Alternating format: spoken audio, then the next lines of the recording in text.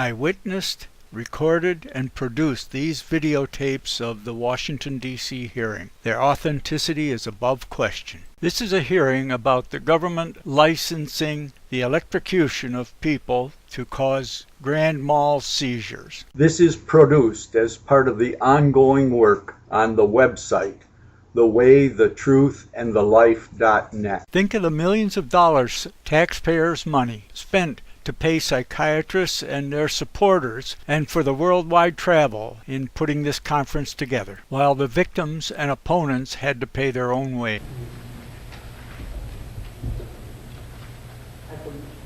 At the moment, as you know, the psychiatric institutions are not under DRG regulations, and it's not at all clear that they will become under DRG regulations. So that, in some sense, that would be forecasting. I think myself that the history is relevant not only to the immediate issue as to whether or not it will come that way, but for the difficulty of distinguishing in psychiatry in general among the motives. I was often asked as to whether or not, Dr. Kramer referred to this before, as to whether or not, in fact, ECT should be considered something quite specially apart from the neuroleptics and the others. On the whole, my sense is no, it should not, but that at the moment ECT is on the floor before us. That generally speaking, psychiatry has not done a splendid job in terms of oversight, very careful regulation, and the like, and that tradition is a long-standing one. With ECT in front of us, I think we ought to start to move, as I suggested, toward greater regulation. As to whether or not the DRG mechanisms here are going to make it worse, or put special pressure, in truth, I'm not certain. That is still a little bit too far away. I would worry about it, but I wouldn't want to rest my case on that at this particular moment. Dr. Clayton? I have two questions, both related to training. One is of Dr. Ralston. Are there any studies that show what percent of residents get training in the use of So I did not see any quantitative studies. I did what is now known in the literature as a sample of convenience. I called my friends. They report to me, it will vary institution to institution, they report to me general dissatisfaction with the state of the art. Some say, of course, look, it's not all that complicated. Others make the point, the APA 78 task force does it more, that there's a good deal more to be learned, and I think that probably over the next 2 days we'll be hearing so much about the complexities of the nature of the intervention that I think you could find rapid agreement that there is much more to be learned than is now being taught. But I did not see surveys. It was word of mouth from various chiefs, etc., who gave me that, an anecdotal sense of truth. In that same light, I would like to know if there is any epidemiologic data, if it's broken down by the amount of ECT used at academic centers.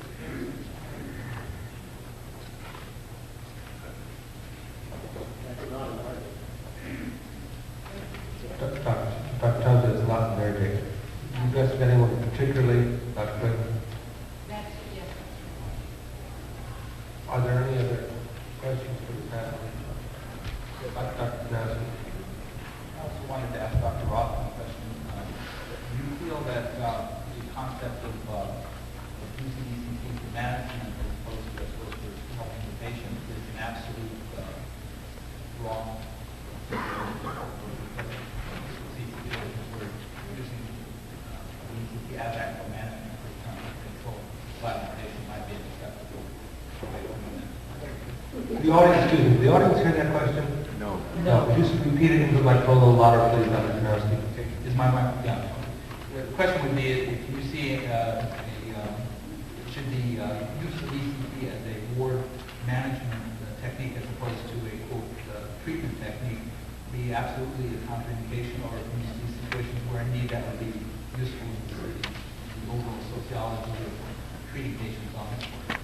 The difficulty is that one can easily sense a patient who is not eating, taking enormous amount of time, coaxing, etc., and under the concept of toward management, giving that patient ECT so that that patient would eat. I mean, that's conceptually clear and undoubtedly happens.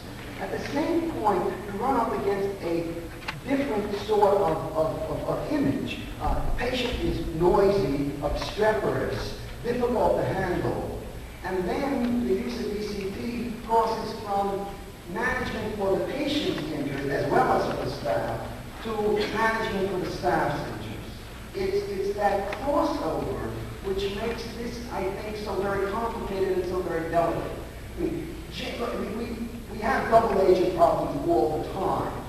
Psychiatry is certainly not immune to it. But here it comes down to a very, very critical sort of moment. The obstreperous patient who is then to be managed, punished, disciplined, the blurring gets, I think, very, very, very difficult to know exactly what's happening. It's essential in this kind of intervention, which is why I wanted to discuss it historically and raise it, not because necessarily someone could go back and say, do you think it's still going on? One can't be certain. It's a conceptual point that I think still does go on as opposed to the practice. Whether it's still going on in hospitals to this point, one has to be, I mean, one cannot, decisively don't know the answer to that.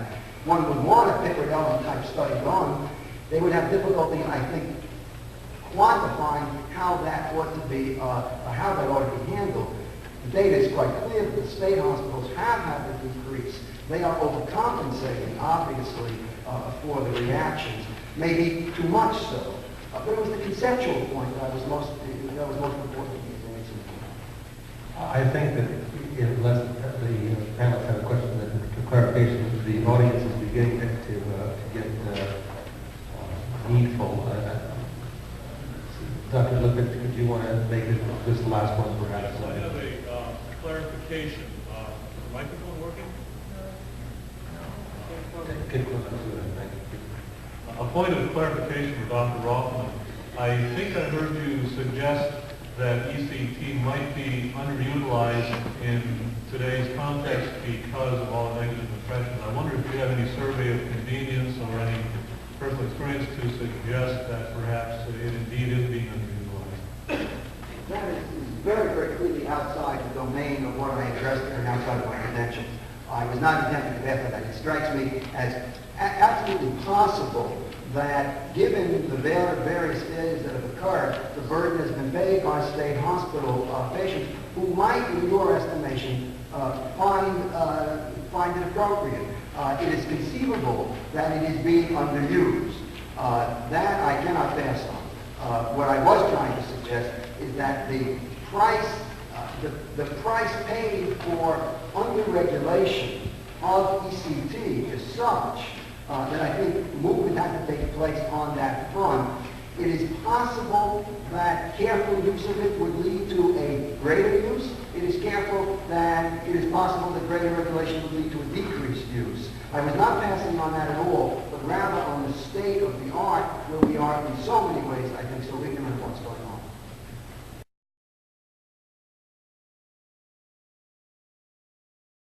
At the FDA hearings, the testimony on the reclassification of electroconvulsive devices cited the literature as whether signed or false, typically about 150 joules of energy in a treatment. With the new Thymatron electroconvulsive device, if you check out at 400 volts, maximum of 0.9 amps, and 320 some millisecond pulses. Could you finish up your question, your remarks? Yeah, I would like somebody to tell me. I'm a teacher as well as a physicist, and I brought a kilogram with me. Teachers like to demonstrate. Now, this is a kilogram. It's 2.2 pounds. Heavier than a hammer used to hit an amp. I wonder if possibly like Dr. Stein could tell me how high I would have to drop this kilogram from in order to have it hit the ground with 150 joules of energy.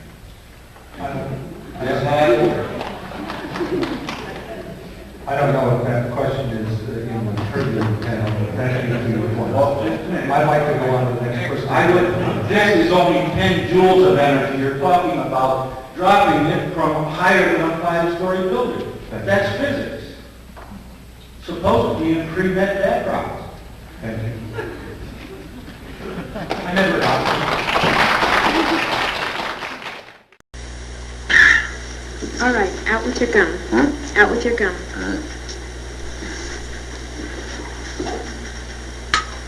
Okay, this won't hurt. It'll be over in just a moment. Uh-huh. What's that? Conductant. Oh, dabble, do you? Right, Mr. Jackson? Open your mouth. What's that? This will keep you from biting your tongue. Well, Now just bite down on it. oh, That's right. Just bite down. huh? Now bite down on it. Good.